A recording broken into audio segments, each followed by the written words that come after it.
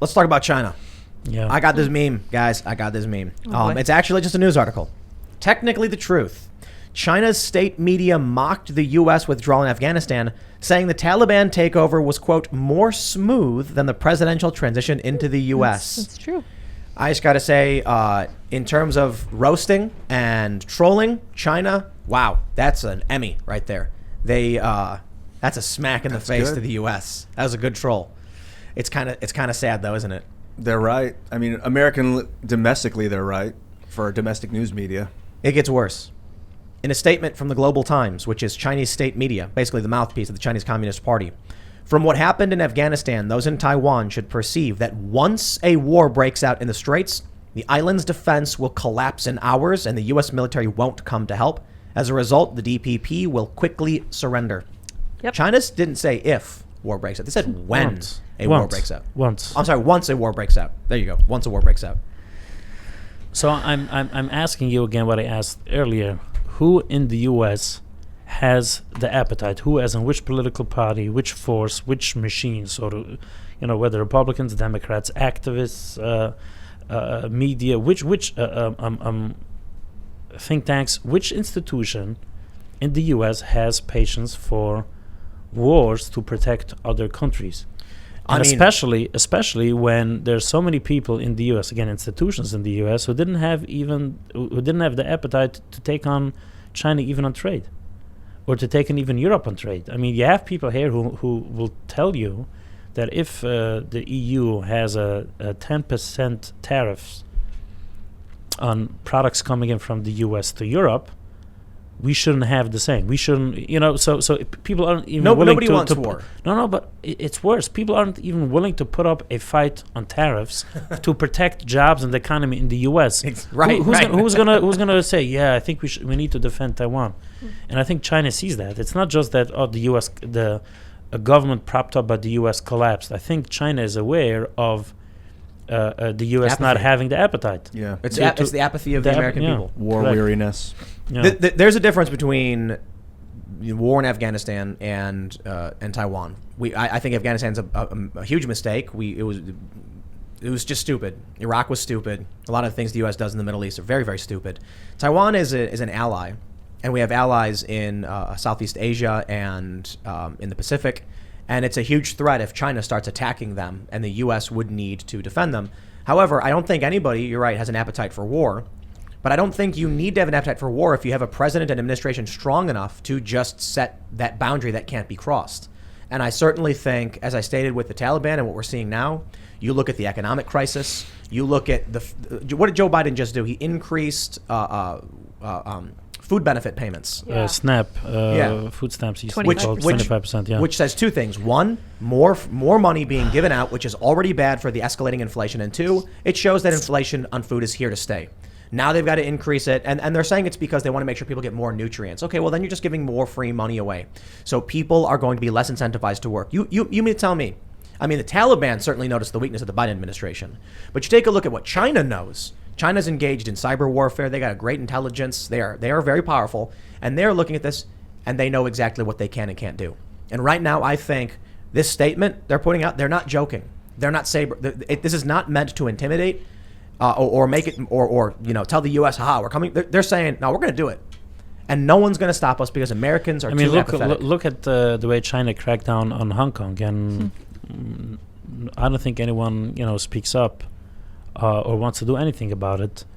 The reason for it, I don't know. This is how it is. Maybe it is because of the U.S. was so heavily involved in these two countries over the last 2 decades at a steep cost to the country in terms of soldiers dying or being wounded, and you have families suffering, and people don't even know to what end, to accomplish what. So people just become tired. It's like a game almost. Yeah, and I think there's also a different level of patriotism today versus many years ago. I think this also plays into a lot of it. I think a generation or two ago, people were more willing to fight for the country. I think today you have it less. What's the reason? I don't know, but I think this is a factor. So if people don't have the appetite to fight for their country, I'm not saying what people, tweeting for their country. People think that's considered fighting, standing up to Trump, tweeting for the country. Resist. Then why would they want to be involved in Taiwan and China? I don't know. That's why I wonder. We asked this question of a lot of people. Is the culture war a product of America's enemies, sowing divisions online? I mean, we heard all the reports of Russian interference and how Russia had been running different sides of the culture war. So the impact was microscopic first and foremost. But what they would do is these internet trolls would create a Black Lives Matter Facebook page and then like an anti-Black Lives Matter page, and then they would organize protests around each other so that those conflicts could happen. Granted, it doesn't seem like they had a tremendous impact, but when I look at what's happening in the U.S., how about this? What was it? Colin Kaepernick, I think, complained about the American flag shoe and they banned it. Mm-hmm. Yeah, Betsy Ross flag. That is one of the most psychotic and insane things I've ever heard. One of the symbols of the founding of this country. When you lose that cohesion, you fall apart. And now look at where we are. You look at Afghanistan, no social cohesion, no national identity, and they just collapse. No cultural identity, except for the Taliban, of course, and they sweep in like that because they've got a passion for their cause. Now you look at what's happening with the 1619 Project, wokeness, critical race applied principles, and you have an entire faction of people who don't like this country. I'll tell you this. I think it was Jimmy Fallon? He did, was it Fallon? He did a census data came out, and it shows that for the first time, the white population has shrunk, and the audience starts busting out clapping and cheering. And then he looks like, why are you, like, what? I didn't watch the whole show, but I saw that clip, and it was, why were they clapping for that? I mean, probably 80% of the audience was white. No, right. Like, you think about the self-destructive nature of these white establishment liberal type personalities. But I think a lot of the conversations in this arena, I think, is also people are just bored out of their mind, and they're looking for reason to belong somewhere, someplace, and to accomplish. Like, why not go help a local soup kitchen? And they get involved in, they would say, Yiddishtism, stupidity. Like, you're not changing anything, and then they sit there and clap. You're clapping for what? It's strange. But how about we all agree that China is a major threat, and we can rally around defending, the people of Taiwan, or standing up for them, or having a cohesive message of, we will defend our allies. Instead, it's just, I don't know, man, ragging on people based on their race or gender, or just self-loathing and hating themselves. I'm not. But I think many people who supposedly are self-loathing as based on their racial or ethnic background, I think a lot of it is not real. I think it's just a genre to get retweets or to get attention. I mean, it's not legit. I mean, probably 95%, in the past at least, 95% people in the U.S. would live in communities that reflect their own ethnicity or culture, or marry into families that fit their culture and ethnicity. So a lot of these posts and videos and articles, I think, is just people looking for attention, to be relevant. They want to get along on the bandwagon of something. But the point is, it shows that we have nothing that unifies us. It's what unifies us is our hatred for each other in this country. Okay. And so you have the culture war left and the culture war right, and there's some overlap and weird. It's like we should draw a map. It would be so interesting. maybe that's the byproduct of having peace and prosperity. You don't have the worries and concerns that we do, though. We have China, we have Russia, we have Iran, Venezuela. But then we are so partisan these days that people would take positions on foreign policy based on which president can get more credit or more hits over the head, figuratively speaking. So it's what I'm saying is, going back to the 70s and the 80s, even, people were scared from the USSR at the time. Right. People I think the minds of people were busy with the well-being of the U.S., but I think we live for a generation already in a situation where there's a lot of peace and a lot of prosperity. Okay, fine. I mean, there's been 9/11 and other stuff, but relatively speaking, it's not. People don't wake up every day. You have this big Russian monster, the big USSR. They tried. Yeah, but people don't feel. People don't feel it this way the last 20, 30 years. So you have a whole generation, our generation, being raised spoiled brats, and we have the world at our fingertips. And then we see people writing interesting articles, and they get the retweets and the likes, and they get invited on TV, and they want in on it. Yep. It's a shame because so much of this energy can be used on bringing people together on concerns that are legitimate, concerns about take the issue of police brutality that's very popular in the liberal field. I think at this day and age, I think a lot of people will admit that there are reforms that can be had in law enforcement. But if you make everything a racial issue when there are multiple incidents of police officers who are minority physically abusing fellow minorities, then obviously the issues of challenges in law enforcement is not exclusively or not primarily race-based. So why are you making it about race when I think there needs to be some overall who gets hired, how they're hired, the training. I mean, your standard police officer, again, I'm not picking on police officers as the individual. I'm talking about the training. They can sometimes pull over someone in the afternoon, sitting there with a family. It's 4:00 in the afternoon. It's a family man, if you will, and the tone is as if you just stopped as a terror suspect. It's like everyone is dealt with as if they are a suspect of something. Something is wrong with the training. Something is wrong with training a police officers that they can go this crazy, this quick against a person who is otherwise a civilian. And then there's also a lack of accountability in law enforcement. I'm not saying now the wall of blue silence, whatever how it's called. It's just, it's who is accountable to whom.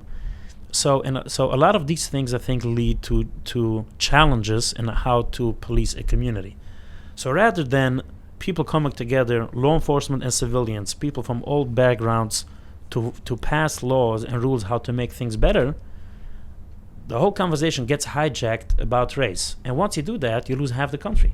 Yep. And that's why, again, let me just wrap it up with this. And that's why we're debating today, in 2021, the same issues of police brutality that we did 20, 30 years ago without much change. I think we're missing cohesive suffering as a society. We have or suffering or worry or concern such as you had with Russia 34 years. The Russia thing helped a lot. Like fear and worry is helpful, but real suffering is undeniable. Like if I'm suffering and the police officer are both suffering because we're both looking for food, I'm like, okay, we're both in a bad place. You have it a little worse because you've got to go fight guys for a living. But at least we can agree we're both suffering and we have a shared focus as a species to get food. But now that's completely in the United States. There's no suffering. I have to induce it on myself. Psychedelics make you suffer. Correct. Even basic crime rates, however bad things are the last 12 months, if you want to compare it to the 1990s, I mean 20, 25 years ago, it's beautiful. Again, God forbid, any single person getting attacked, I'm not speaking about the individual victim, but again, as a society, it's generally more safer to go out on this. People have less worry as they had 20, 40 years ago, and I think people are just going crazy. No, I think you got to rephrase it. People have less to worry about, but they're more worried than ever. Okay, it's because we all have our phones. As someone just text me, I shouldn't use my phone while I'm on the show. It's that bad. This is the thing about police brutality that I've brought up several times. The reason there's such a hyper focus on it is because it plays well for social media. People know that if they post these videos, if they complain about it, they'll get clicks, retweets, and followers. So they played into it.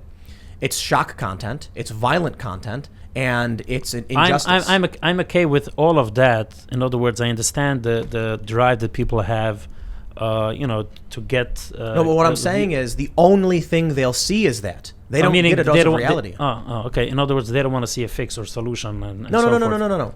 You got a 10-year-old kid. He goes on Facebook for the first time, and 50 adults are sharing police brutality for retweets, for shares. That kid will see nothing but police brutality. 10 years later, say they're born in 2010, or let's say they're born in 2000, they're 10 years old in 2010, they get on Twitter or whatever, they're not supposed to, they're too young, but they do anyway. They see endless streams of police brutality for a decade. Then they're 20 going, why won't anyone do anything about this? And it's like, bro, turn off the phone and go outside. It's not happening. It happens. It's bad when it does. It's a valid point. In other words, the reality becomes misconstrued. It becomes all messed up. Things are not sometimes as bad as people think, as it is, as you said. There's the videos of a police officer, playing basketball with a local with a couple of kids is not going to get so much attention as a police officer doing something bad. Mm-hmm. Right. But again, okay. No, I was going to say that there's similar criticism to go to in today's sense with Antifa violence and BLM riots and stuff, footage that gets recycled over and over and over again because it plays well. But I would say that tendency is more the exception and not the rule because the media mostly ignores it and it doesn't play well. It doesn't play well. Yeah, but Tim, there's this old joke. You have, I don't know, how many flights in the air at any given time, 7,000, whatever. All those flights landing, you're not going to have a reporter, well, look, there's another plane landing. Right. Another plane. You have one plane, even with 3 people on it, crashing down on the freeway. Right, exactly. So it's going to become national news. That's how humans are. Right, so the issue is someone could share a video of Antifa and it'll play well with some people who are like, this is bad, but police brutality makes everyone, even conservatives, get angry. So if you look at like George Floyd, for instance, you get people like Ben Shapiro and Sean Hannity coming up being like, we are upset by this. Correct. So I don't have a problem police brutality being a discussion because I think there are reforms to be had.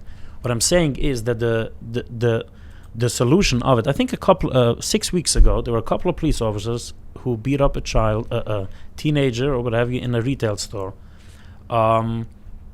I think 2 of the officers at a minimum were minority officers and the victim was also, it wasn't even a story.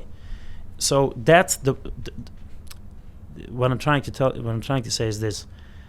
I understand the shock value, why it becomes news. But I'm also saying that a lot of times people don't want to have real solutions. Of course. They want to fit into a certain narrative, a certain agenda for whatever reason, and therefore things don't get corrected, such as so many issues on police brutality, because I think some of the core causes are not addressed.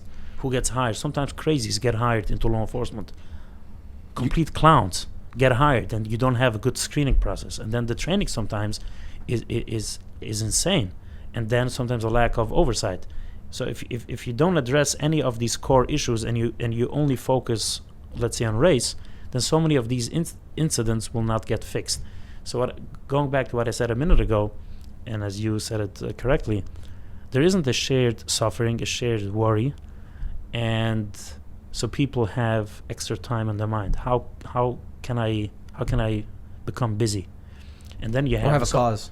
Have a cause, and then you have social media, and you see certain things play well. You want to get along on it, and you can make a lot of money spreading negative information. You get very famous very quickly on the internet because that stuff spreads like wildfire. Negative information or information that's very popular at the time. It's like if you notice in institutional media, I have it sometimes in the private practice when clients retain me and I need to work with them on media outreach. It's like if you want to pitch a story to a reporter, if no other journalist picked it up, that journalist is going to say, no, I don't know, why will I do it? And sometimes if one person has it, everyone has it. So people like to jump on a narrative, a bandwagon. Yeah. It's an impossible problem to solve. Mentioning the negative money cycle, the negative news cycle and the money made, because what are we doing? We're going on a show. We're saying, oh, look at what's happened here, and that's bad, and this is bad, and it's almost kind of it's a recursive loop of us being like, people sharing negative information on the internet is bad. It's like literally doing that in this space of doing it. Now, here's the point I'm making. What would happen if we decided to stop talking about the things we thought were bad, and we stopped talking about the news and these negative things? Then you would have more and more bad things happen because people wouldn't be paying attention and would be allowed to fester and grow. So I think if you go to any person, even a Black Lives Matter activist who's saying police brutality 24/7, well, they're going to be like, I'm not doing anything wrong. I'm not doing this because I want to be rich. I'm doing it because police brutality is a problem. And then when you're like, yeah, but when you have 100,000 people posting police brutality over and over and over, and kids don't see anything else, it's making them lose their minds. I don't know how you solve for that problem. People are allowed to be passionate and fight for what they believe in. I think it's a balance of too much talking about problems creates more problems. Not enough talking about problems creates more problems because they're not being addressed. So you want to address them and then solve them, and then not address them anymore, unless there's still a problem and the solution didn't work, and then you got to readdress them and address a new solution. Right, but up the equation. A problem without a solution is basically lighting yourself on fire. But the bigger problem is, again, let's talk about a problem, is that people sometimes don't want a solution outside of a set narrative. Right. I think that's more destructive than people talking about problems. I love that. Then we can debate the solution as opposed to debating the Yeah, problem. We know correct. what the problem is. Yeah. A lot of times. And maybe But the people don't want to have. People don't want to debate the solution. Thanks for checking out this clip from the Timcast IRL podcast. If you want to see the full show, come back to this channel, youtube.com/TimcastIRL, Monday through Friday at 8 p.m., where you can leave comments and super chat, and we actually will read your comments on the show. Don't forget to like, share, subscribe, and if you want exclusive members-only content, segments you can't get anywhere else, go to timcast.com, become a member, and we even have full bonus episodes. Thanks for hanging out, and we'll see you all next time.